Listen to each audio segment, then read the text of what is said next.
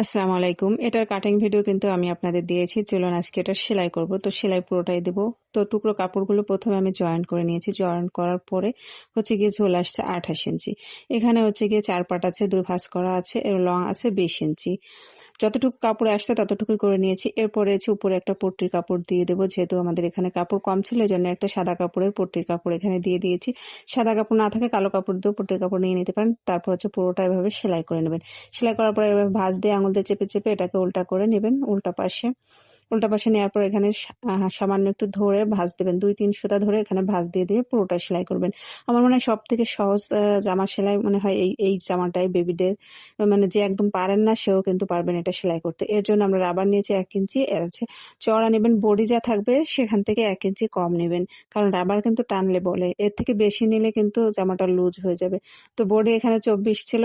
তো সেখান থেকে আমি ১১ ইঞ্চি ১.৫ নিয়েছি। আবার ১/২ ইঞ্চি সেলাইতে চলে যাবে। এরপর হচ্ছে সেফটি পিন দিয়ে রাবারটাকে আপনি ভেতরে এভাবে করে আটকিয়ে নেবেন। আস্তে, আস্তে করে আটকানোর পরে লাস্টে এখানে একটু জয়েন করে নিবেন। না হলে কিন্তু পুরো রাবারটা এপাশ থেকে ওপাশে বেরিয়ে যাবে। এরপরে এপাশে নেওয়ার পরে এপাশেও আবার রাবারটাকে আটকিয়ে নিবেন। ভালো করে লক করে নিবেন রাবারটা যেন খুলে না যায়। তো এরপর হচ্ছে একটা চাপ সেলাই দিয়ে দেবো। আপনারা না চাইলে চাপ সেলাই নাও দিতে পারেন। আমি এখানে দিয়ে দিলাম। আমার কাছে মনে হলো যে ভালো হবে এজন্য চাপ সেলাইটা দিলাম। তো আস্তে, আস্তে এভাবে টেনে, টেনে চাপ সেলাই দিয়ে দিবেন। এখানে আমার ১০.৫ ইঞ্চি আছে। সেলাই করলে চলে যাবে। কাঁধের ফিতার জন্য লং নেব হচ্ছে ৮ ইঞ্চি। ৩ ইঞ্চি করে থাকবে তো ৮ ইঞ্চি। তারপর হচ্ছে একপাশে ভাঁজ দিয়ে সেলাই করে নিচ্ছি।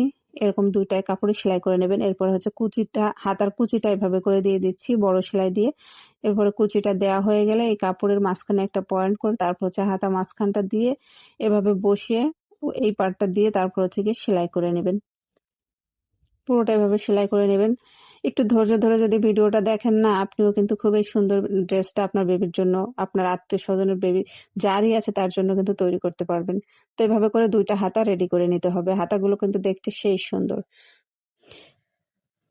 এরপর হচ্ছে বডিটা মেপে মাঝখানে একটা পয়েন্ট করবেন। মাঝখানে আমি দাগিয়ে নিয়েছি। তারপর হচ্ছে গিয়ে এই মাঝখানে রেখে আমি এখানে ৩.৫ ইঞ্চি নেব বডির জন্য।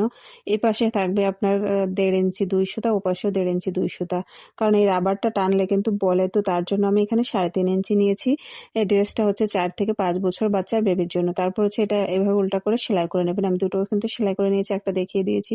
তো দুপাশটা আমি এভাবে করে সেলাই করে নিয়েছি। সেলাই করা হয়ে গেলে এরপরে হচ্ছে গিয়ে আপনারা এই যে ভেতর উল্টা করে উল্টা সাইডে সেলাই করে দিবেন, লক করে দিবেন। কাঁধ হচ্ছে গিয়ে বাচ্চা অনুযায়ী নিতে হয়। যেহেতু আমি এখানে ৩ থেকে ৪ বছরের বাচ্চার জন্য বানাচ্ছি, তার জন্য আমি কাঁধ নিয়েছি। কাঁধের যে পট্টিটা দিয়েছি ওটা হচ্ছে গিয়ে ৩ ইঞ্চি নিয়েছি। ৩ ইঞ্চি মানে হচ্ছে ৬ ইঞ্চি, সামনে পেছনে ৬ ইঞ্চি নিয়েছি। যদি এর থেকে ছোট হয় তাহলে হচ্ছে গিয়ে ২.৫ ইঞ্চি নিবেন। মানে বেবির সাইজ অনুযায়ী নিতে হবে। তো এরপরে আমার জামাটা সেলাই করা হয়ে গেছে। এটা হচ্ছে তার ফাইনাল লুক। দেখতে কেমন লাগতেছে অবশ্যই কমেন্ট করে জানাবেন। আর ভালো লাগলে শেয়ার করে দিবেন, অন্যরা দেখে শিখতে পারে।